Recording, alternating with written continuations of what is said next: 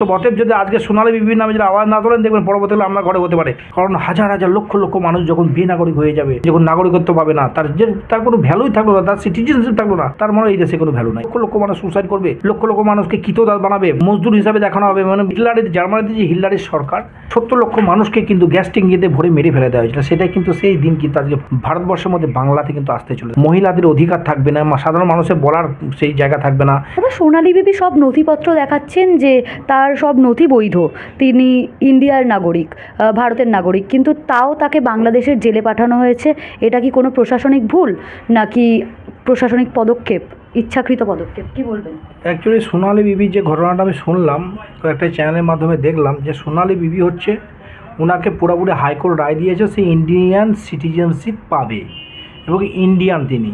সেক্ষেত্রে আজকে হাইকোর্টকে অবমাননা করে কিংবা হাইকোর্টের রায়টাকে না মেনে কেন্দ্র আবার গেল সুপ্রিম কোর্টে, যাতে সোনালী বিবি সে যে বাংলাদেশে সেটা প্রমাণ করছে।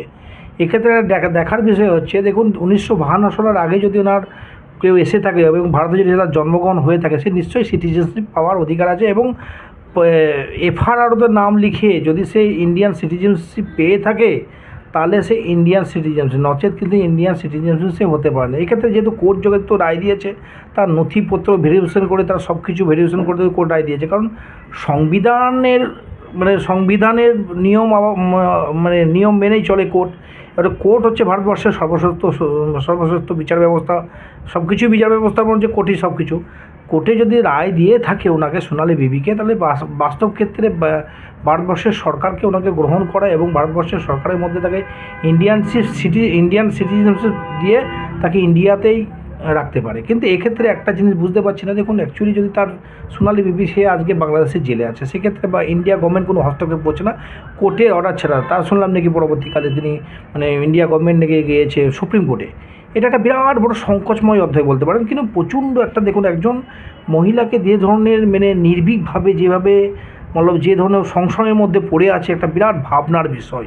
সাধারণ মানুষের জন্য কোনো নেতা, কোনো মন্ত্রী, কোনো প্রশাসনিক সেইভাবে ভাবে না। কিন্তু আজকে চিন্তা করতে হবে, যদি আপনার ঘরে কেউ মহিলা হতো, আপনার ঘরে যদি কেউ মেয়ে হতো, আপনার ঘরে যদি বৌমা হতো, তাহলে কী পরিস্থিতি হতো। সেই পরিস্থিতির মধ্যে আজকে যেটা চলছে, টালমাটাল আইনের আওতায় নিয়ে এসে টালমা চলছে, হাইকোর্ট খেলা চলছে এবং ইন্ডিয়া ভারত বাংলাদেশের যে কাহিনী চলছে, এটা ভয়ানক পরিস্থিতি। সোনালী বিবি কি আদেও মুক্তি পাবে না আদেও কিছু হবে, সেটাই একটা বড় ব্যাপার। কারণ সেক্ষেত্রে বলতে গেলে সোনালী বিবি যেভাবে যে কন্ডিশনে এখন আছে, সেটা একটা অত্যন্ত ভাবনার বিষয়। এটা ভারত তথা বাংলাদেশের ক্ষেত্রে। কারণ কি, কোনো দেশই তাকে স্বীকারোক্তি করছে না হিসাব মতো, না বাংলাদেশে না ইন্ডিয়ান। এই যে পরিস্থিতি, এরকম বহু, এই যে এসআইআর হচ্ছে, এনআরসি হচ্ছে, ঘুরপথে যেটা এনআরসি, এর মধ্যে এরকম হাজার হাজার লক্ষ লক্ষ মানুষ, কোটি কোটি মানুষ কিন্তু এরকম একটা পরিস্থিতির শিকার হবে। এটাই বাস্তব, এটাই সত্য।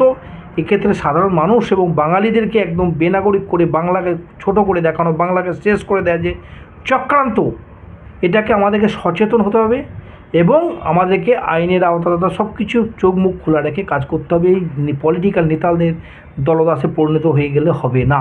গর্ভবতী ছিলেন হচ্ছে সোনালী বিবি, সেই গর্ভবতী মহিলাকে রাতারাতি বাংলাদেশে ঠেলে দেওয়া হয়েছে। এটা কি মানবাধিকার লঙ্ঘন নয়?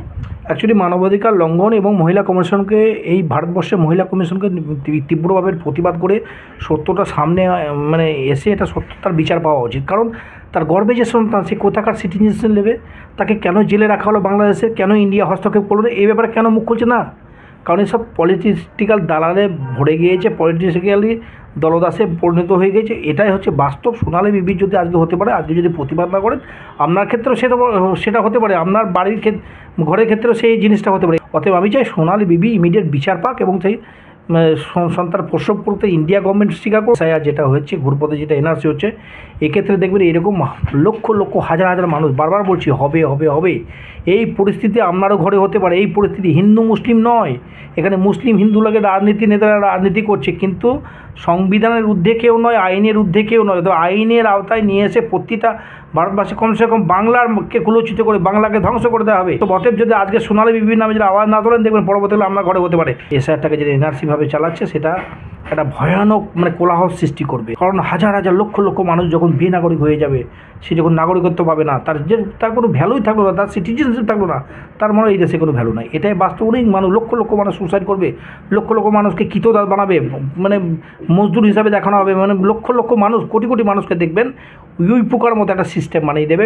যেহেতু দেখুন, অ্যাকচুয়ালি বলতে গেলে জার্মানিতে যে হিটলারের সরকার 70 লক্ষ মানুষকে, আমরা যেটুকু জানি ইতিহাসে যেটা পড়েছি একটু 70 লক্ষ মানুষকে কিন্তু গ্যাস ট্যাঙ্কিতে ভরে মেরে ফেলে দেওয়া হয়েছিল। সেটাই কিন্তু সেই দিন কিন্তু আজকে ভারতবর্ষের মধ্যে বাংলাতে কিন্তু আসতে চলেছে। তখন কৃতদাস বানাবে, মহিলাদের অধিকার থাকবে না, সাধারণ মানুষের বলার সেই জায়গা থাকবে না, যেহেতু তাকে পোড়া সেটা জিনিস না দিয়ে তাকে পঙ্গু করে দেওয়া হবে। এটাই বাস্তব, এটা সত্য। এই ভয়ানক দিন বাঙালিকে দেখতে হবে, এটাই সত্য।